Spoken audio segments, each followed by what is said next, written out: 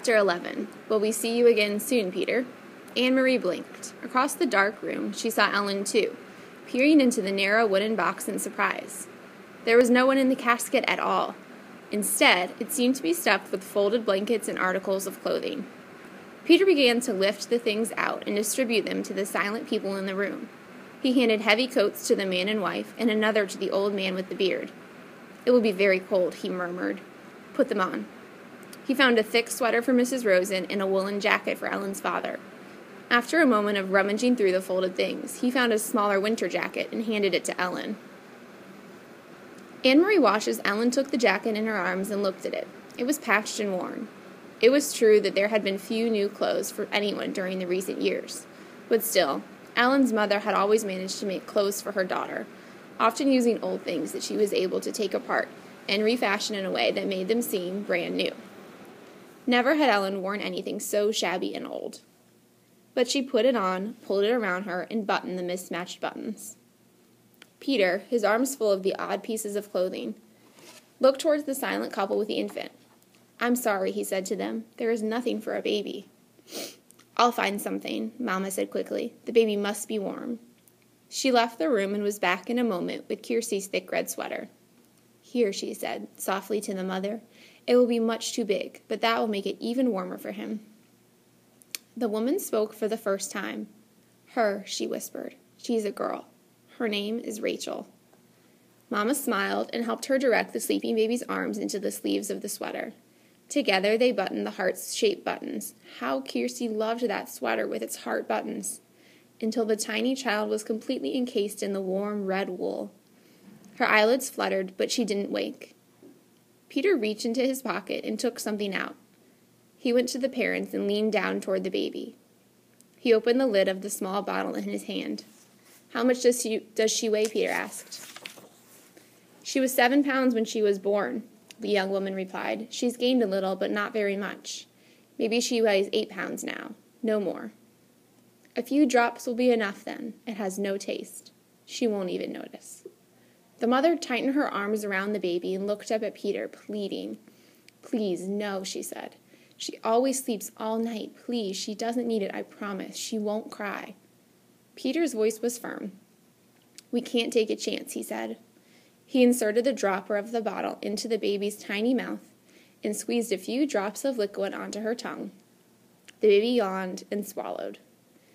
The mother closed her eyes. Her husband gripped her shoulder. Next, Peter removed the folded blankets from the coffin, one by one, and handed them around.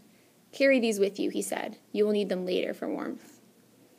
Anne-Marie's mother moved around the room and gave each person a small package of food, the cheese and bread and apples that Anne-Marie had helped her prepare in the kitchen hours before. Finally, Peter took a paper-wrapped packet from the inside of his own jacket. He looked around the room at the assembled people now dressed in the bulky winter clothing, and then motioned to Mr. Rosen, who followed him into the hall. Anne-Marie could overhear their conversation. "Mr. Rosen," Peter said, "I must get this to Henrik, but I might not see him. I'm going to take the others only to the harbor, and they will go to the boat alone. I want you to deliver this, without fail. It is of great importance." There was a moment of silence in the hall, and Anne-Marie knew that Peter must be giving the packet to Mr. Rosen. Anne-Marie could see it protruding from Mr. Rosen's pocket when he returned to the room and sat down again. She could see, too, that Mr. Rosen had a puzzled look. He didn't know what the packet contained. He hadn't asked. It was one more time, Anne-Marie realized, when they protected one another by not telling. If Mr. Rosen knew, he might be frightened. If Mr. Rosen knew, he might be in danger. So he hadn't asked, and Peter hadn't explained. "Now," Peter said, looking at his watch, "I will lead the first group. You, and you, and you." He gestured to the old man and to the young people with their baby. "Inga," he said. Anne-Marie realized that was the first time that she had heard Peter Nelson call her mother by her first name. Before, it had always been Mrs. Johansson, or in the old days, during the merriment and excitement of his engagement to Lisa, it had been, occasionally, Mama. Now it was Inga. It was as if he had moved beyond his own youth and had taken his place in the world of adults. Her mother nodded and waited for his instructions. You wait 20 minutes and then ring the Rosens. Don't come sooner. We must be separate on the path so there is less chance of being seen." Mrs. Johansson nodded again. "Come directly back to the house after you have seen the Rosens safely to Henrik. Stay in the shadows and on the back path. You know that, of course." "By the time you get the Rosens to the boat," Peter went on, "I will be gone. As soon as I deliver my group, I must move on. There is other work to be done tonight." He turned to Anne-Marie. "So, I will say goodbye to you now."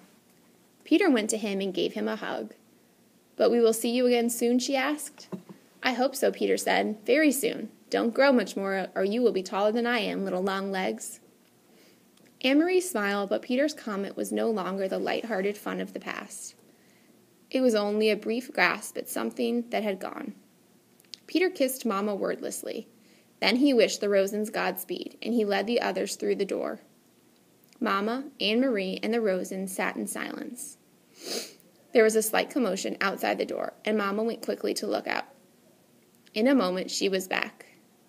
"It's all right," she said in response to their looks. The old man stumbled, but Peter helped him up. He didn't seem to be hurt. Maybe just his pride, she added, smiling a bit. It was an odd word, pride. Anne-Marie looked at the Rosens, sitting there, wearing the misshapen, ill-fitting clothing, holding ragged blankets folded in their arms, their faces drawn and tired. She remembered the earlier, happier times. Mrs. Rosen, her hair neatly combed and covered, lighting the Sabbath candles, saying the ancient prayer.